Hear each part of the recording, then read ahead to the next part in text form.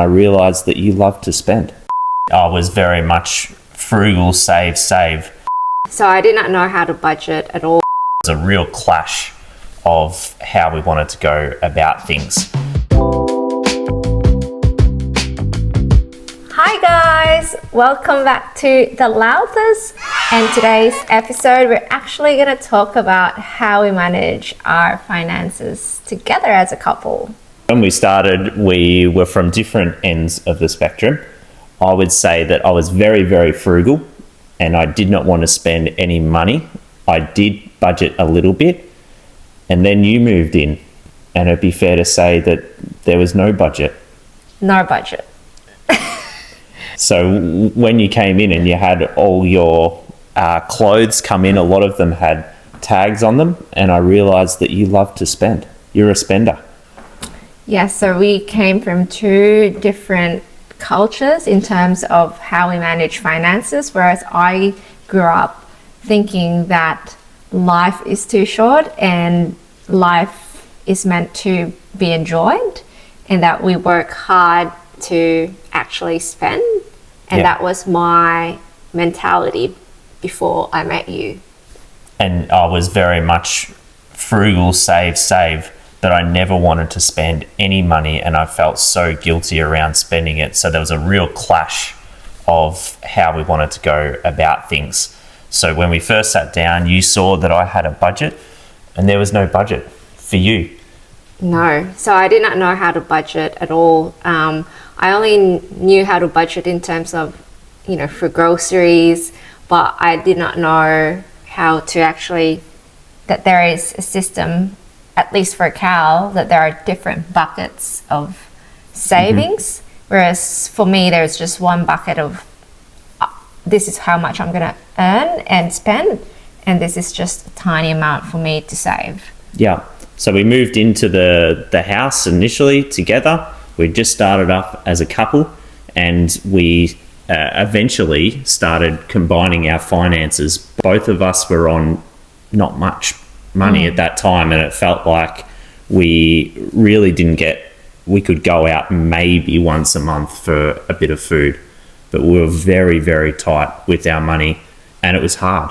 It was hard in terms of the relationship as well, because there was a lot of times that we disagreed on how we spend things. You got frustrated at me. Yes. So we move on to the sort of the middle part of our relationship, when we wanted to actually spend money on going to a holiday or a house. And when we started that process of saving, we basically had this budget sheet that we created together, and we moved our money, and it showed exactly what we were getting each month, and we started sort of basing our decisions on that budget to predict where we were going. Yes, that is such a good tracker for us each month to see where our money goes, where we spend it, and where money actually is kept in terms of saving it. And I think that makes me feel a lot better about a holiday. If we want to go on a holiday, knowing that we've sort of allocated that money to that activity, and I don't feel as guilty about doing it. So over the years, we've actually learned the best budgeting approach for us, and we still have our own separate accounts while keeping as well our joint accounts. Yeah, so we have like a separate account for food that we share, that we both have a bank card for, and that's our shopping. And then we have our separate accounts, we call it our lifestyle bucket, where we can spend that money every month and there's no judgment. You just spend it on whatever you want. So if I want to buy something, if I want to buy my clothes, I make sure that I use my lifestyle bucket, and Cal would question me about that. And the same way for Cal, whereas, for example, he would buy stuff for his golf or anything related to his sports, I don't question him. So we just make sure that we have that flexibility and freedom to spend still things that we want for ourselves, while also respecting the joint account. Yep. And sometimes we go over in certain things. If there's a bit more family stuff happening, we might be going out a little bit more. We might go over the budget in a certain month, but at least we can track how much we've gone over it and just say, oh, okay, well, we did that this month and it's not the end of the world. I think when we don't know where the money's going and it gets to the end of the month, that's probably what frustrates us, because we just want to know where it is. And that's why the things that sometimes doesn't work for us is actually getting a credit card. Because having a credit card is usually, we have that for us to travel, especially when we go overseas.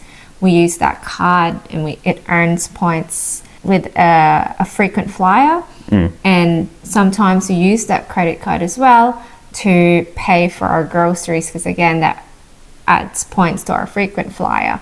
And that's where sometimes the lifestyle creeps happen, because it's so easy to spend on a credit card because you just tap it, because it's basically not your money. It's like a borrowed money. It's in a sense. And it's something that we've had to compromise on. I hate the credit card, and I think I've been pretty open with that. And I've had to not accept it. It's something that I've let go and understood that, yeah, okay, it results in a little bit of lifestyle creep, but it's important to you. And at the end of the day, sometimes we need to compromise. Yeah, I love earning points, and yeah, that points on the credit card has already earned us a couple of free hotel stays here and there. Yeah, that's the reason why we've got the credit card. And sometimes it becomes a problem or a disagreement within our relationship. Having that opportunity to have the money on hand is being good for us. So yeah, I think if I had my opinion, I wouldn't do it, but I know that it's really helpful, especially on holidays.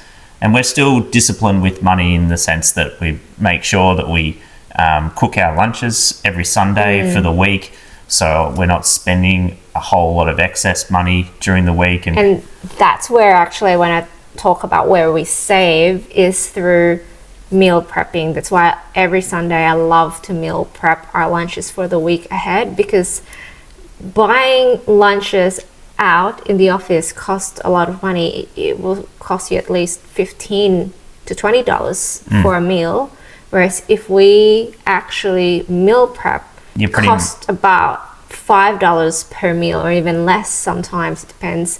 So it's so much cheaper to have our lunches already prepared at home. Yep. And we do still eat a lot at home for dinner, but when we go out, it's usually just once a week and a once a week takeaway as well. Absolutely. And then that lets us do more holidays, which I think is important to us. So for us as a couple, our main goal is to travel a lot. So every couple, I know that they have different priorities, different goals, but for Cal and I, travel is number one for us. Now that we have built our dream home, our next goal is to just keep traveling. Yep. Keep saving, and then hopefully, eventually if we expand our family or something changes, that we've got the money there to actually do it and not feel guilty. And I think that's the big thing, is I get worried that, what if something happens? And I think that's where you've been really good at just being positive around, okay, just make sure you've got enough and you feel comfortable, and then it's okay to actually spend some money. Yes. So thanks very much for joining us today, guys. If you've got any questions or you're interested to find out more, please feel free to comment. We'd love to answer anything that you guys have to ask. Thanks very much for joining us. Like and subscribe, and we'll see you next time. Thanks, guys. Bye, guys. Bye.